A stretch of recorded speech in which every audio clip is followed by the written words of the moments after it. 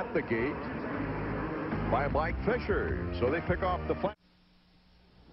Back in the Houston Astrodome as the riders are getting ready, 20 to be exact, for the 250 main event in round number 9 in the U.S.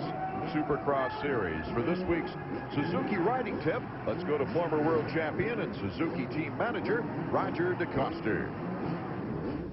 No matter where you live or race, sooner or later you're going to find yourself racing in the mud. Mud can be pretty nasty, but remembering a few rules will help you to master the mud and maybe win. The first rule of mud riding is to be smooth and keep momentum. Go with the flow, look for good lines, and be gentle with the throttle. Second, remember to look ahead. In muddy conditions, the track changes every lap, and good lines can become mud bugs in a hurry. By looking ahead, you can see where other riders are having trouble and ride around the problem spots. Correct body positions is also critical to success in the mud, because the ground can literally move around underneath you. It's important to stay relaxed and flexible. Stand up with your weight on the foot pegs. This will help you to respond faster to track requirements. While standing, you can lean forward to weight your front wheel in turns and shift back slightly to increase traction whenever it's necessary. Standing will also improve your ability to handle obstacles and ruts effectively. Finally, the best riding technique won't compensate for poor preparation. Bikes and riding gear should be carefully prepared for optimum performance in the wet, muddy conditions. Careful preparation and smooth, steady riding will even be more important than in normal conditions. I'm Roger DeCoster with this week's Suzuki riding tip. Not too much mud in the Houston Astrodome. We get set for round 9 of the U.S. Supercross Series, and a good takeoff by Jeremy McGrath. Number 6, Jeff Emig. He gets the whole shot. He's got the lead around turn 2. It's Emig, McGrath, then Kyle Lewis, Michael Craig. We've got Henry, and then LaRocco. Pretty good battle up front. You know what always happens is Jeremy puts a pass on these guys right away and checks out. Right now, Emig seems to be holding a little bit of a cushion over Jeremy, and if he is unable to get away, you see right there to the left of your screen, LaRocco. He's going to get up there and challenge and make a race out of this. 25 is DeHoop, 18 is Stevenson, 14 down, way back in the pack. Here's Kyle Lewis and Michael Craig as we go to the Honda track cam. Once again, this is looking from the landing, looking back to the takeoff. 85 feet, these guys are flying. Some of those you see not making that entire jump. It wasn't their fault, really. It was somebody in their way, maybe. Yeah, actually in the first lap when things are bunched up and you don't know what somebody's going to do in front of you, especially some privateer you're not used to riding with, it's better to play it safe. Looks like a cattle call, bunched together. Michael Craig and Doug Henry, and oh, Craig goes over the hay bales and gets right back on the track. That was a pretty slick move. It's not something you want to do, but he pulled it off pretty good. He's probably wondering, am I going to be disqualified for that? And while he's kind of flustered in the whole thing, Kudrowski goes around him. Out in front is Jeff Emig, number 6 on the Yamaha, followed by Jeremy McGrath.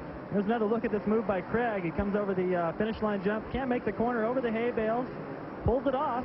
You see him looking back. He's got to be wondering. I mean, I've done this before too, but he didn't gain any positions by it, and it shouldn't be a problem. Back to the live action is Kyle Lewis, number 15, after a good start, trying to hold off Mike LaRocco. I just love this shot. It looks like they're floating through space. It sure does, and I'm impressed with the Astrodome. You see in that shot how high it is to the ceiling. This place is massive inside, 9 levels. You can barely see the racetrack from up there. Whoa, Henry and Kudrowski going at it. Kudrowski gives him the bump. The Cowies are on the move. Emig, number 1. Jeremy McGrath right on his tail. And Emig is doing a nice job of holding off Jeremy McGrath. Usually around this time, Jeremy has already made his pass and is checked out, but right now Emig's making a good race out of it. Jeremy looking a little bit more relaxed after breaking the 2-loss string that he had going. Here's Kyle Lewis along with Mike LaRocco. LaRocco starting to put pressure, goes to the inside on Lewis. Kudrowski's right on LaRocco's tail as well. LaRocco moving into 3rd. Here comes Kudrowski. He gets by Lewis. Following his teammate, looks like these two are going to go up and start challenging the leaders, and if McGrath can't get around Emig pretty soon, he's going to, oh, a little sideways there by McGrath. You know, I think Emig's kind of taking him out of his normal flow. I mean, if you can get in there and interrupt McGrath's normal plan of attack for these races, which is just getting to the front and getting away clean, possibly you can take him out of sync, like what happened to him in Daytona and in Atlanta. Emig's best finishes on the year. 2 third places, 1 in Anaheim and 1 in Atlanta. And David, he's running as well as we've seen him run all season now. Well, no one can do much about McGrath, especially when it's just one-on-one like this. And right now, Emig's doing a good job. It's either difficult to pass out there or Emig's just riding great. Lewis stalling his machine. Henry goes by. There's 3 bikes, 4 bikes. DeHoop, Lusk, 6 bikes. He dropped quite a bit. Well, in the beginning, as we've pointed out a lot of times, when you make a mistake, all those guys are bunched up and they all go by. It'd be a lot better if he could make that mistake in the last few laps. As we take another look at what happened to Lewis, look at Henry on the outside. A lot of options. He decides to go wide. Good thing he did, because Lewis probably should have had his finger on the clutch there and just maybe a little lazy or caught him by surprise, but it sure did cost him a lot of positions. Back to the action of the Astrodome from the Honda track cam as we see them floating over the triple. Emig our leader, but Jeremy on the move. Round 9 of the U.S. Supercross. Jeff Emig is out in front. He's looking for his very first Supercross victory on the 250 machine. But look at who's behind him. Number 1, defending champion, 2 consecutive years. Jeremy McGrath is looking for a 3rd championship, and he's putting the heat on. Side by side. Emig gets the angle on the corner and boxes him out. Jeremy's got to be getting frustrated because he's got company from the Kawasaki camp coming up from behind, and I don't see any place on this racetrack where Jeremy's that much faster. This race might come down to endurance, but you're right about the Cowies coming up from behind on Jeremy McGrath. Let's go down to Jan Beekes, who's with Steve Butler, Emig's mechanic, on the floor of the Astrodome. Steve, obviously Jeff is right where you want him to be. Have you told him how close Jeremy is? I'm sure he's aware. Jeremy was right beside him there in the woods, but I guess it's the best place to start with a good start, so we'll just see. Do you think he has the kind of speed that's a couple places on the track he actually pulls away just a little? Yeah, I think he's doing everything everyone else is, so it's just a matter of doing it for 20 laps. I think Jeremy may pull something out, but we just have to see. Well, it's up to you to motivate him, huh? Yeah, he definitely needs to do that, I think. Thanks.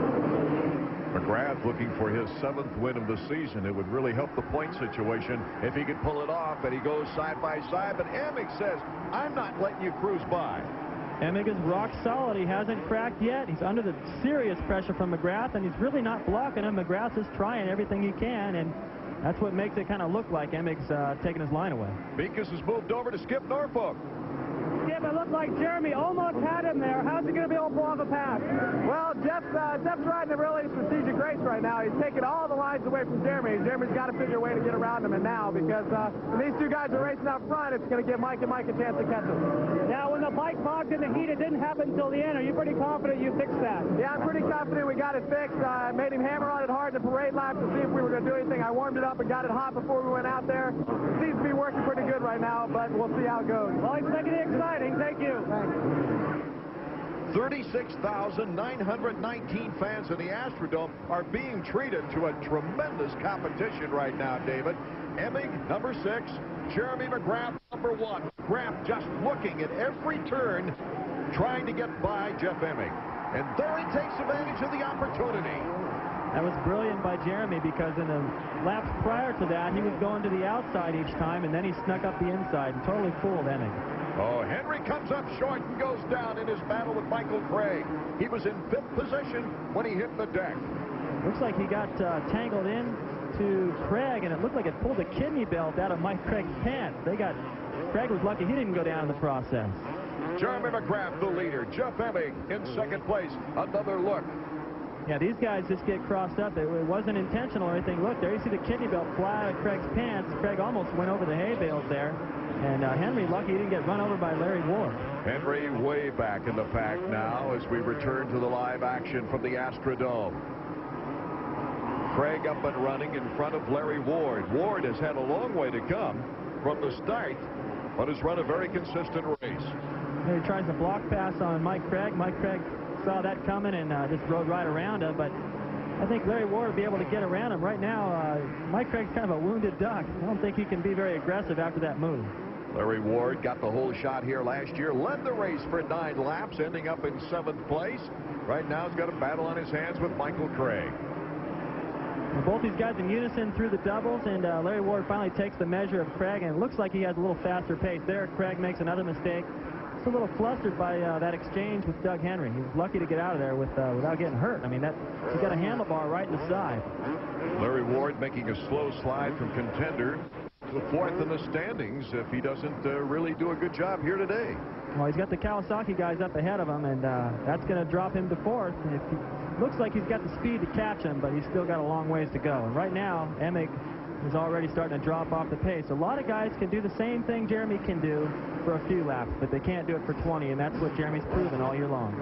The question on our Honda stopwatch here is, can LaRocco and Kudrowski catch up to second place? It looks like they've got good momentum. Well, Emig's been riding pretty good all season, but the Kawasaki guys have proven to be faster. And I would think they're going to catch up and make a race out of it, although it took Jeremy a long time to get around him. Lamson, Lusk, Dowd, Swink. You see Lusk right there having trouble with these sections. Swink right there really fighting it. This whoop section kind of, it goes up and then back down. It really forces these guys to be on the money with their timing, and that's what McGrath does so well, and that's where he's making up time, which set up his pass earlier on Emig. Despite lots of room across the track, it is a treacherous one. These riders kind of find their favorite line through there, usually where it's worn out, right around here where Stevenson's running, which is where Emig was going. But what makes McGrath so strong is he just goes wherever he wants, and he was still gaining time on these guys. Jeremy McGrath, our leader, looking for win number 26 on his career. Back in the Astrodome, Art Ekman, David Bailey, and Jan Beekes is Doug Henry. Got some problems. Well, you remember he got together with Mike Craig, and he must have bent the handlebars. You see right there is mechanic Pete Steinbrecher trying to straighten things out. Figure he'll gain more time by straightening it out and finishing the remaining laps than he would by riding around with it all twisted. And bad luck. He had the same problem in Minneapolis, I think, where he actually broke the handlebars and was unable to finish. But it looks like he's going to drop a lot of points tonight. What a mechanic won't go through to straighten a set of handlebars. Wes McCoy, the team manager, looking on. Well, he needs to get LaRocco's dad over there. Remember last week, LaRocco, I think he has a little more weight behind his kick. Yeah, Mike LaRocco Sr. almost totally rebuilding that bike to get it ready in time for the main event. Bike number 2, as you see in our picture. Right now, Jan Beekes is moving his way over to Steve Butler, Emig's mechanic. Steve, Jeremy has gone by, but now you got to worry about LaRocco? Yeah, not only LaRocco, but Kudrowski also. 2 Kawasaki's back there, and we're not even halfway yet. Now is Jeff starting to slow down a little, or did Jeremy just turn it up a notch? I think Jeremy just kind of set him up in the whoops, and that appeared to be Jeff's slowest spot. But well, certainly Jeff has been a tough guy to pass. Maybe he can hold off the Kawasaki. yeah, he may even pick up on what Jeremy's doing and get going a little bit. Yeah, I like Steve's attitude right there. I mean, it's kind of wishful thinking that Emig can hook on to Jeremy, but that's what they need to do. That's what few riders have done this season, and that'll keep him from focusing on too much on these guys, which could probably suck him right up to his back door. The real battle within the race is right here. Number 2, Mike LaRocco. Number 7, Mike Kudrowski. LaRocco still feeling the effects of that crash with Henry at Indy. He tested McGrath here last year, but could not pass him on the track. Let's see if he can catch up. Right now, Kudrowski's just been LaRocco's shadow. Everything LaRocco does, Kudrowski's right there. I mean, he's taken different lines occasionally, but the pace has been exactly the same. You could throw a blanket over these guys for most of this main event so far. They are definitely gaining on Emig. As they battle it out, Brian Swink has pulled off the track. Let's go to Jan, who's talking with his mechanic right now. Marshall, what broke on Brian's bike? Part of the brake lever broke off, a little pivot. Is it just like the pin that holds it that fell out, do you think? No, it broke right off. It snapped right off. Tough night for you, Yeah, those things happen, I guess. Thanks.